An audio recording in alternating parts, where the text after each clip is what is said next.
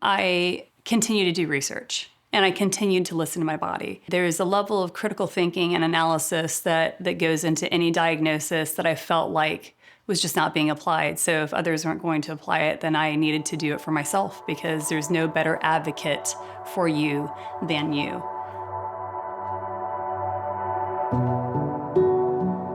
The medical community, Navy medicine, has determined that it is more likely than not that my cancer is caused from toxic exposure, just byproduct of what we do.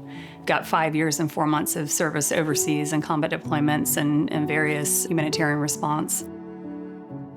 I took an oath, and in that oath, I was also willing to and very cognizant of the fact that I could give my life to my country at some point.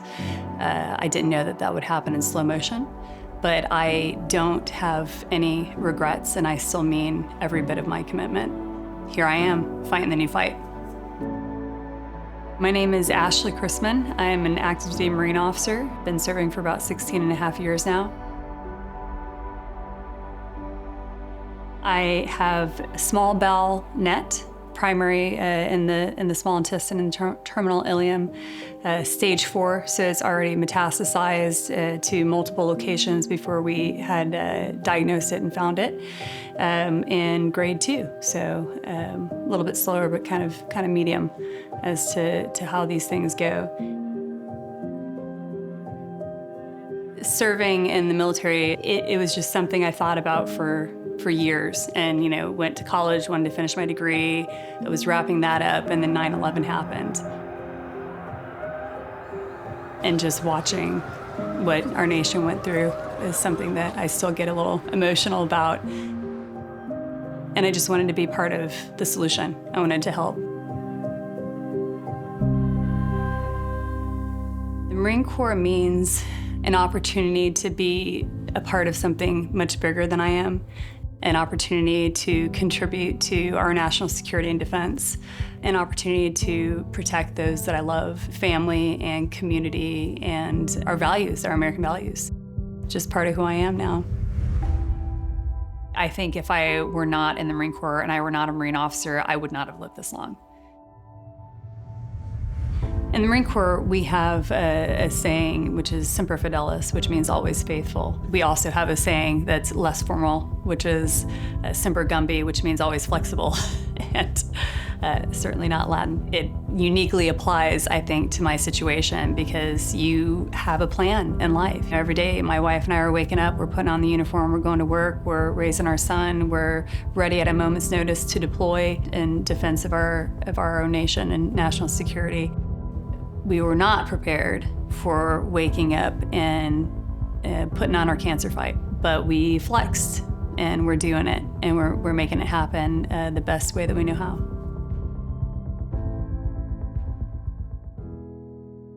My name is Melissa DePriest. I'm Ashley's wife, and we're both active duty Marine Corps officers serving on Marine Corps Base Camp Pendleton. Melissa and I met serving together, which was great and unexpected. We actually met in Quantico. We were both serving at officer candidate school. We were just fast friends initially. Now we've been married for 10 years and have a 3.5-year-old son, which is just hard to believe. So if I had to tell you about Ashley in a couple, keywords, I would definitely use resilience, strength. She's just warm and kind. She cares deeply about people. They talk about me as her spouse as a caregiver, but I actually feel like she's both the patient and the caregiver when it comes to our family. She has been the one that has really kept us more mentally calm with what she's going through. It is a strength that she has that I just don't have, and I understand that, and I am so forever thankful. It's a quality that I saw in her right away. She has proven that to be like a #1 trait and quality.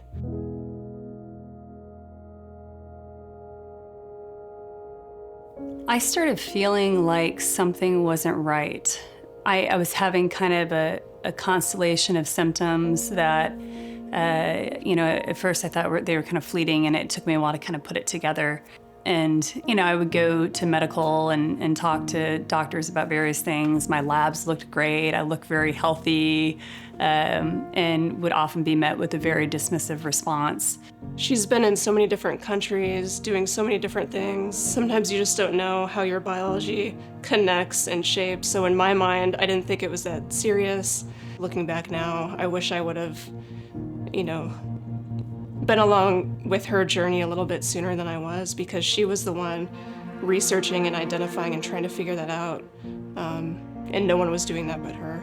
I remember at one point, pretty close to my diagnosis actually, in 2021, I was seeing one of my primary providers, and I just out of frustration was like, man, isn't there some sort of just cancer panel, like testing that we could do for multiple different cancers? You got the labs, I got the blood. Let's marry them up, right? And just like rule some things out because something isn't right. And the doctor looked at me and was like, like, how silly is that you know? And I was like, oh, okay. I mean, I guess maybe, I don't know, but I just know something's not right, and I had to continue to be persistent.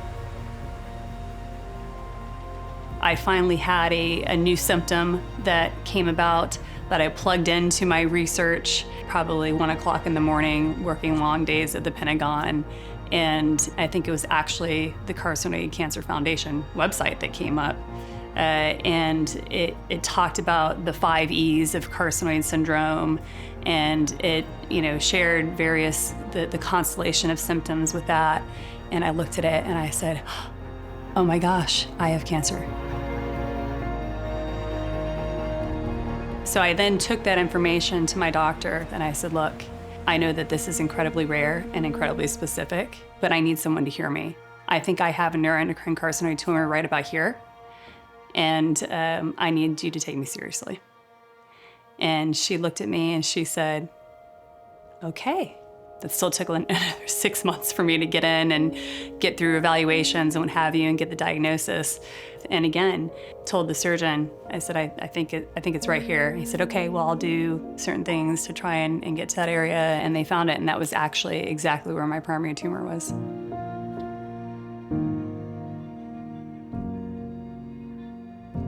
I got my diagnosis 10 days before my wife and I made a move, coast-to-coast move from the Pentagon to Southern California. We both had orders to Camp Pendleton. We had a 10-month-old baby boy. I said, okay, we're moving. We have orders. They're called orders, not optionals. I was sitting in the empty apartment. I had just signed the paperwork for the truck to leave. And then it hit me. And it hit me hard because the emotional journey of a move that big from the East Coast to the West Coast was enough with a 10-month-old son, but now to figure out how do we transfer her care. And that's when it hit me as far as stage 4 cancer. What does that mean? What does our future look like? What does our son's future look like? And my first question to her was, how does this thing get you? Like, in the end, how are you gonna die from this? I can't imagine what the burden feels like for her.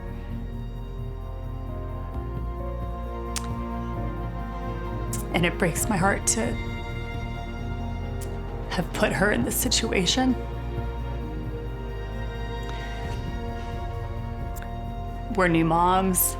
She's a commanding officer, and her wife has cancer.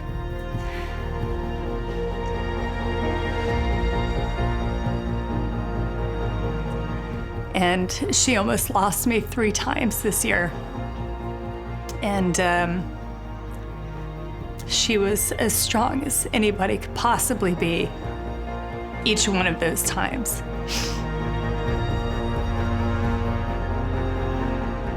We made the move, and I talked to the medical team that I was working with on the East Coast. They did a warm handoff, and I spent about a month and a half just seeing every specialist for everything that possibly lit up on my PET scan. We found out that it had spread to bone, a new region, that it was not stabilized, and at that point I needed to make a new plan.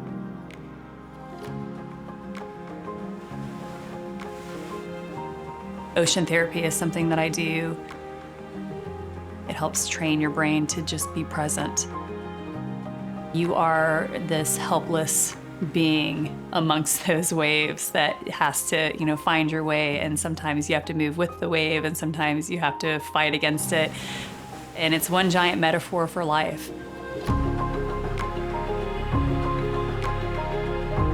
Kind of resets the central nervous system and helps me be ready to fight when I have to surge physically and medically.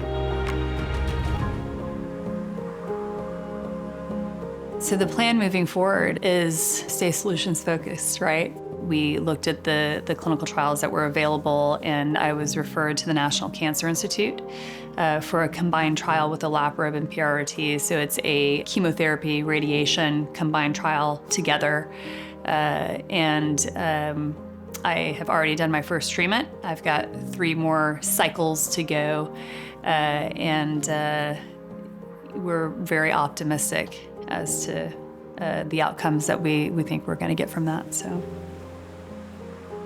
I ended up going on to a limited duty status and transferring to Wounded Warrior Battalion to stop and focus on the cancer fight.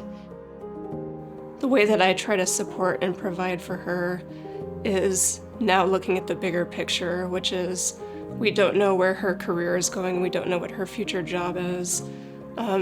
She has a very stringent routine now when it comes to medication and the timing of the medication combined with the timing of when she can eat with the medication. So it's very regimented. I take the morning routine with our son. That's something that I try to do as a caretaking action to alleviate some of that. So I do pick up a lot of things with our son Archer. And then throughout the day, whether it's texting or calling, Ashley, how are you doing? What'd you do today?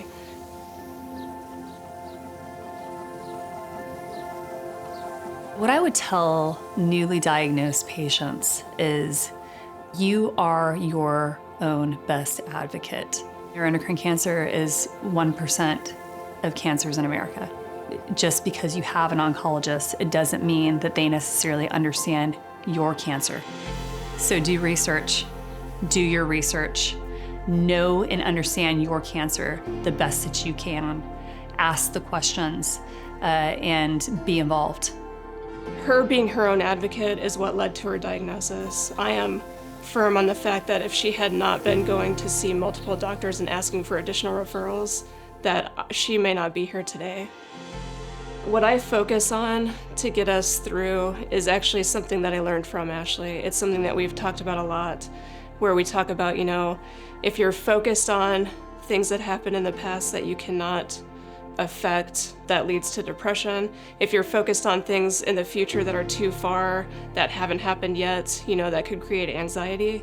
So we have something that we talk about and we reset ourselves almost weekly on it, which is you've got to live in the moment. You've got to take everything day by day. After waking up from the emergency surgery that I had, there was a period of time, probably about 2 months, 3 months, that we kind of lived in this shell of tentativeness. We had to deliberately start doing activities to get ourselves out there again because it was scary at first. And every single day, I wake up in a carpe diem mode. This is it. I gotta seize the day. And people use the phrase, live like you're dying, and I actually would say I disagree with that. You need to live like you're living. Being present in every moment you can possibly be present in, and taking the time to go have lunch with your wife at work, or planning the things that you've been talking about and that you're gonna get to later. No, we're gonna do it now, So we've been trying really hard to just live like we're living.